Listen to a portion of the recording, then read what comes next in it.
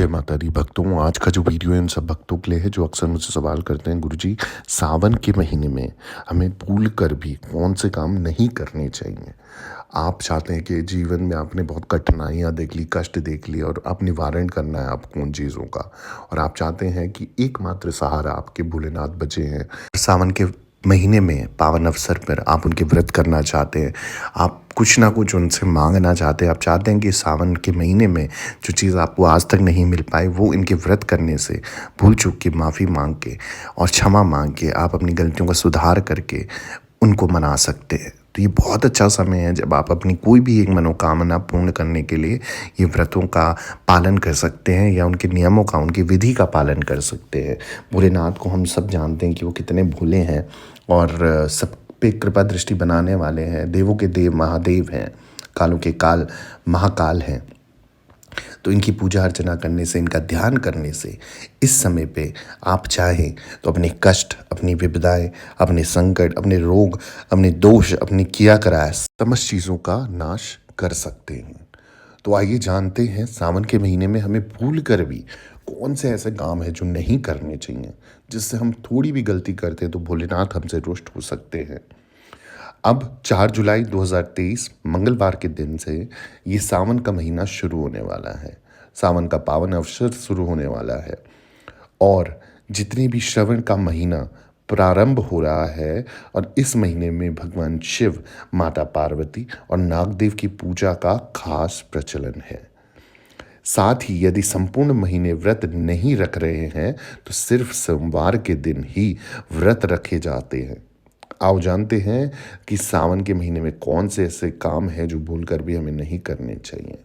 तो सबसे पहला और सबसे इम्पॉर्टेंट जो कार्य है जो आपको नहीं करना है वो है भोजन।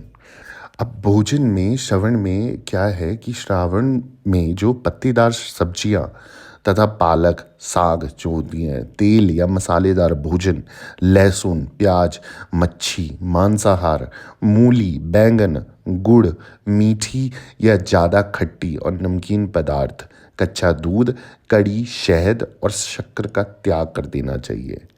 इस महीने ये रोग पैदा करने वाली वस्तुएं होती हैं। भोजन कांसे के बर्तन में नहीं करना चाहिए। तो अक्सर आपने देखा होगा कि हम सब कहते हैं कि हम तो इतनी पूजा भक्ति करते हैं, हम इतना सब कुछ नियम विधि करते हैं, परंतु अगर आप अपने शास्त्रों को देखोगे ही नहीं, आप उनको समझोगे ही नहीं और सिर्फ करने के लिए कर रहे हो चीज़ों को, तो फिर आपको पूर्ण फल कैसे मिल सकता है।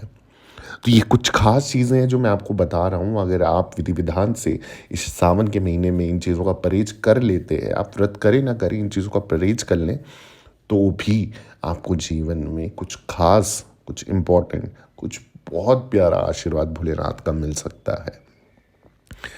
अगली जो चीज़ है वो है नशा।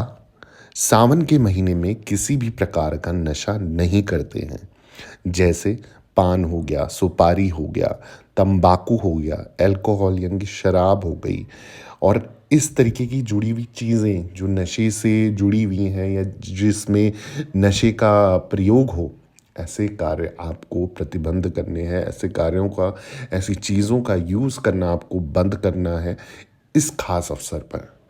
आप यकीन मानिए, अगर भोलेनाथ की अपरंपार कृपा पाना चाहते हैं, अगर ये बताई हुई चीज़ों का आप प्रतिबंध लगा दें अपने घर पे या खुद पे, तो आपको भोलेनाथ का आशीर्वाद वैसे ही मिल जाएगा। अब अगला जो चीज़ है जो हमें नहीं करनी है इस सावन के पावन अवसर पर, ब्रह्मचर्य। सावन के महीने में यदि ब्रह्मचर्य का पालन नहीं करते हैं तो पछताएंगे। ब्रह्मचर्य का पालन नहीं करते हैं तो निश्चित ही आप गंभीर रोग या किसी भी प्रकार के शोक से ग्रस्त हो सकते हैं। आप पर शिव के अपमान का पाप भी लग सकता है। तो इसलिए इस समय पे कोई भी ऐसे गलत कार्य ना करें जिससे भोलेनाथ आपसे रुष्ट हो जाए या वो आपसे कपटी हो जाएं और क्रोधित हो जाएं और कोप दिखाएं कि आप ये कार्य गलत कर रहे हैं। तो कुछ भी ऐसा ना करें। खासकर जो जवान बच्चे हैं उनको इन चीज़ों पे ज़्यादा ध्यान देना है कि वो कोई भी गलत चीज़ का प्रयोग ना करें, गलत चीज़ ना करें, गलत चीज़ की तरफ ना आकर्षित हो, ना उस तरीके की चित्र देखें, ना पिक्चरें देखें, और इन चीज़ों का त्याग रखें। अब अगली जो चीज़ है वो है शयन। सावन के महीने में गद्देदार बिस्तर पर नहीं होना चाहिए। हो सके तो भूमि पर शयन करना चाहिए, यानी कि सोना चाहिए। सावन के महीने में सुबह देर से उठना और रात देर तक सोना भी नुकसानदायक माना गया है, और दिन में तो आपको सोना ही नहीं है। तो जो लोग खासकर जो व्रत का नियमों का पालन करते हैं, ये खासकर उनके लिए है कि सावन के महीने में एक तो गद्देदार बिस्तर पे नहीं सोना, आराम से, मतलब आप किसी भी ऐसे डल्लप वाले बिस्तर पे ना सोएं। हो सके तो भूमि पर, मतलब ज़मीन पर आप सो सकते हैं आराम से, और देर से उठना भी नहीं है और देर में सोना भी नहीं है, यानी कि रात तक जगना भी नहीं है। अगली जो चीज़ है वो है शरीर पर तेल लगाना। जी हाँ, ये भी बहुत ही इम्पोर्टेंट चीज़ बताने जा रहा हूँ। अगर सावन के महीने में आप ये कार्य भी कर लेते हैं तो भी पाप लगता है। सावन के महीने में शरीर पर तेल लगाने की मनाही ही होती है। कत्ते भी, बिल्कुल भी आपको शरीर पर, अपने अंगों पर तेल नहीं लगाना है इस पावन अवसर पर।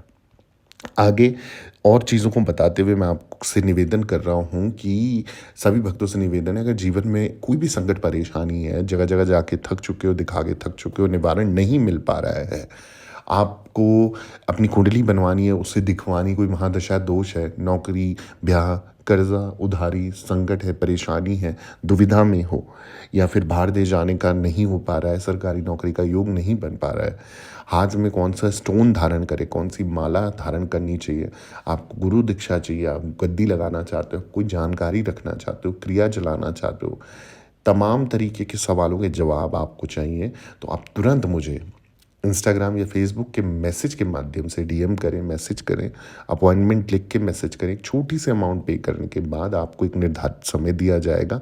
उस समय पर आप और मैं ऑनलाइन रहेंगे। जो भी आपके सवाल होंगे उन्हें सुना जाएगा, समझा जाएगा, उसके आधार पर आपको सॉल्यूशन दिया जाएगा, उसके आधार पर आपका काम किया जाएगा और निवारण दिया जाएगा 100% सफलता के साथ।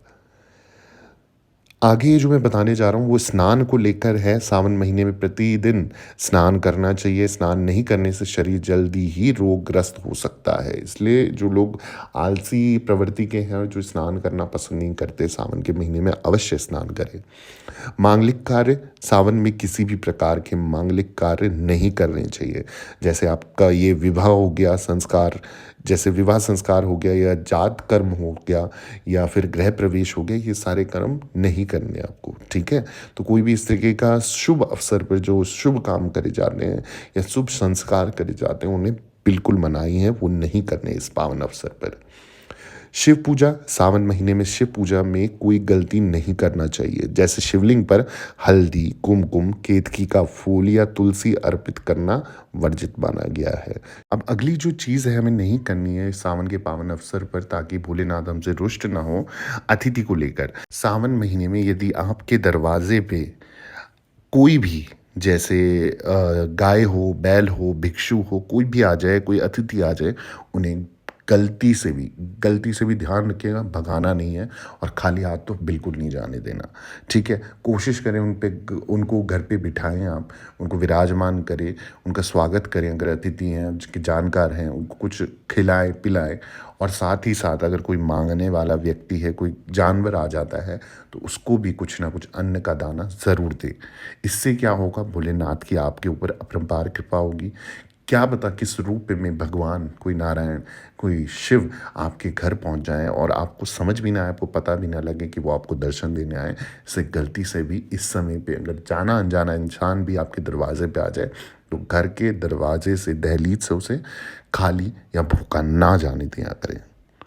अगला जो चीज़ है जो सावन पे नहीं करनी है वो है अपमान। सावन महीने में किसी का भी अपमान नहीं करना है, खासकर देवता, माता पिता, गुरु, जीवन साथी, मित्र और मेहमान, इनका अपमान गलती से भी नहीं करना है। घर पे कोई आ गया है, कोशिश करें उसको खुशी खुशी विदा करें, उसका अपमान ना करें, चाहे दुश्मन ही क्यों ना हो, पर इस समय आपको उससे उसी हिसाब से बात करनी है जैसे भगवान या देवी देवता पे आपका एक विश्वास है, उसी प्रकार से आपको किसी भी अन्य व्यक्ति के साथ व्यवहार करना है। लड़ाई झगड़ा, कले कलेश से दूर रहना है। अगली जो चीज़ है वो है केस कर्तन, यानी कि इस महीने में दाढ़ी या सिर के बाल नहीं कटवाने चाहिए, यहाँ तक कि नाखून भी नहीं काटना चाहिए। इससे क्या होगा, इससे पाप लगेगा और भोलेनाथ आपसे रुष्ट हो जाएंगे। तो सावन के महीने में ये कार्य करना भी वर्जित माना गया है।